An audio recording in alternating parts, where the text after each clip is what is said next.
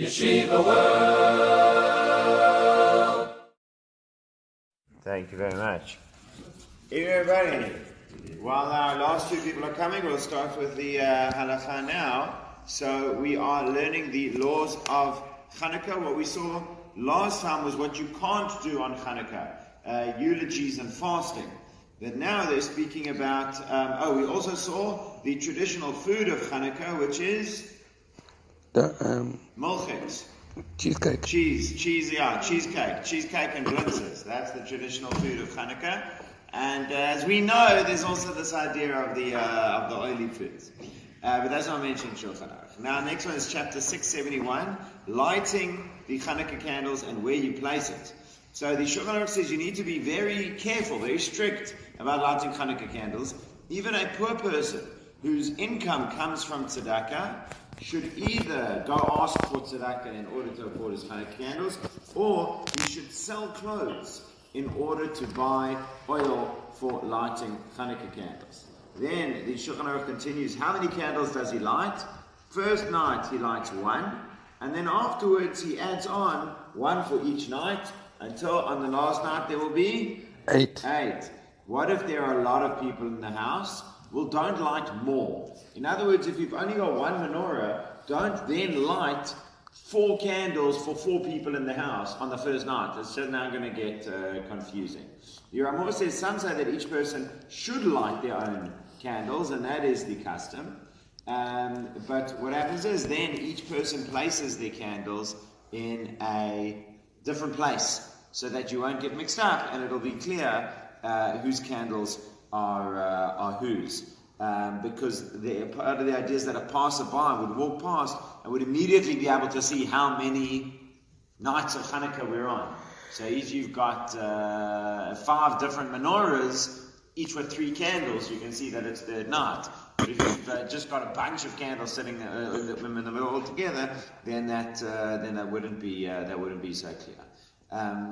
So when he says everyone should light, so some say again only basically the master of the house should be the one to light, but then others say everyone should. Now within that, when we say that everyone should light, does that mean that, for example, husband and wife should light separately, or that still wife and husband kind of count as one person? In my experience, we treat husband and wife as one person. I don't know if people, their husband and wife, light separately. What's the general experience here?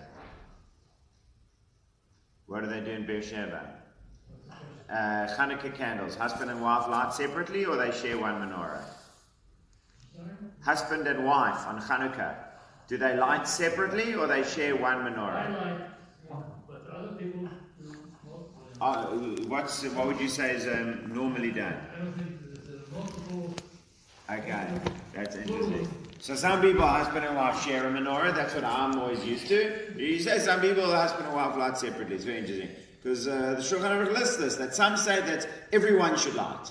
So they say, does everyone mean even separating husband and wife? Or does everyone mean, look, husband and wife go together, but every other, individual? Good, we'll leave it there for now. We'll have Rabbi Chanan ben Akash Kaddish Rabbanan, and then head into Mincha and then Mari. Rabbi Chanan ben Akash Omer, Ratzak is brother of Rabbi here, Rabbi Torah Mitzvot Shnei Mar. Adonai Chavetz Naman Tzidko, Yagdil Torah V'Yadir. Evening, Rabbi. Erev Chanukah Samach, we're about to go into Chanukah, the laws of Shabbat, to learning the laws of Chanukah. And wish a long life to John Zeef on the passing of his late mother-in-law a week ago. And Leslie, wish you long life for passing. Laws of, so therefore we're going to start learning the laws of 170. He starts by saying on the 25th of Kislev, we begin the days of Chanukah. We are not allowed to have eulogies, and we are not allowed fasting.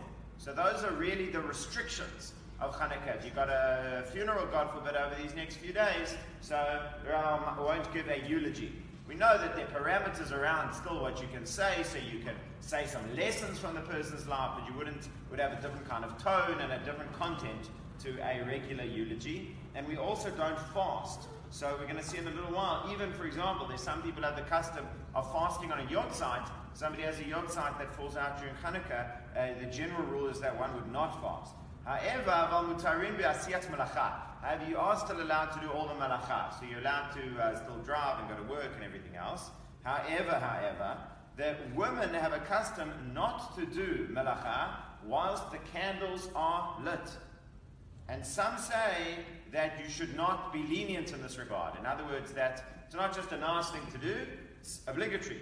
That women should take a break during those times. If there's dishes to be washed, if there's things to be cooked, if there's things to be done, whatever else, she must put up her feet.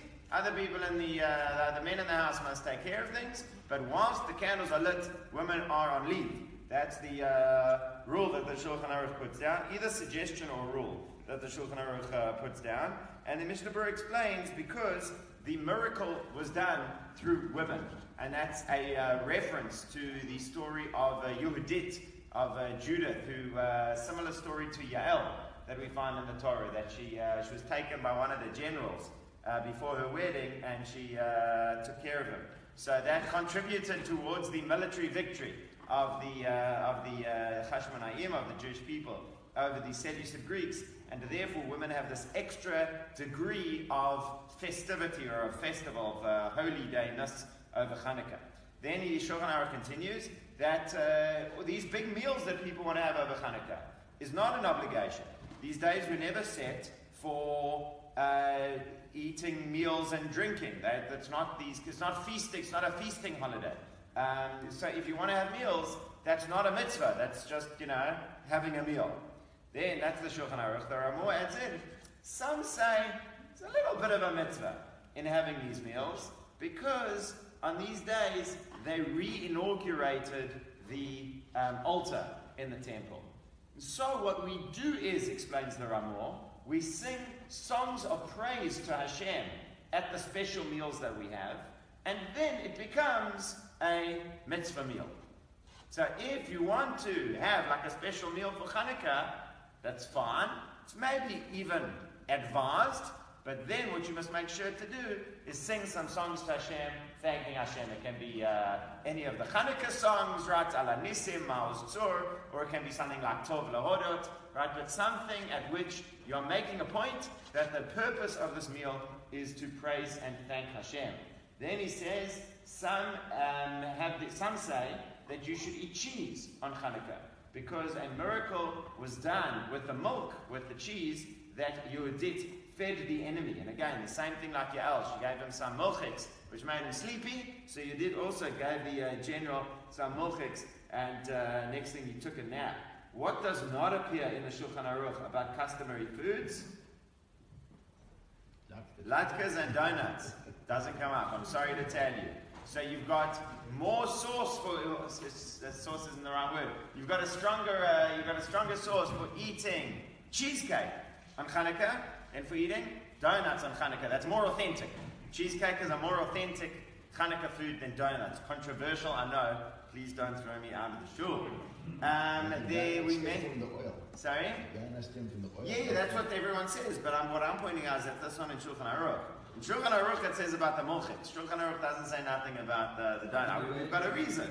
We've got a reason about the donuts, but that's don't have a source for it. They probably didn't have donuts in those days.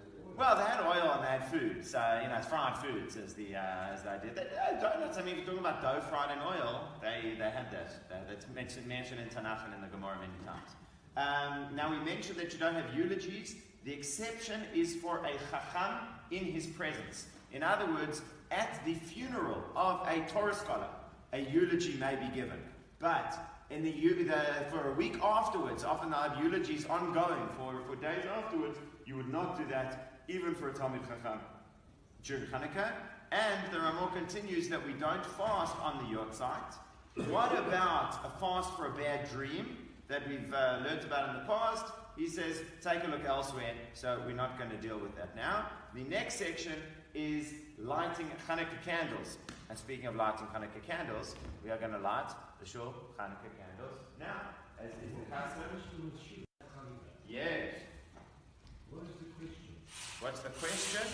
This is a morning. Yes. Can't hear you? It's a morning period. Yeah? According to what the Shul says, we shouldn't mourn. No, you don't give eulogies. We don't Don't give eulogies. Yeah. Good. We'll, as you want to follow along, it's page 782 in the article.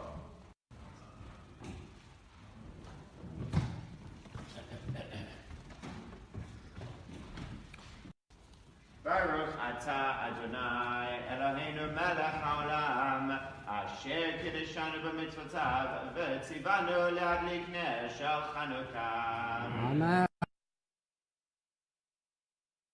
melech haolam שעשה ניסים לאבותינו בימים ההם בזמן הזה. ברוך אתה אדוני אלוהינו מלך העולם שהחיינו וקיימנו והגיענו לזמן הזה.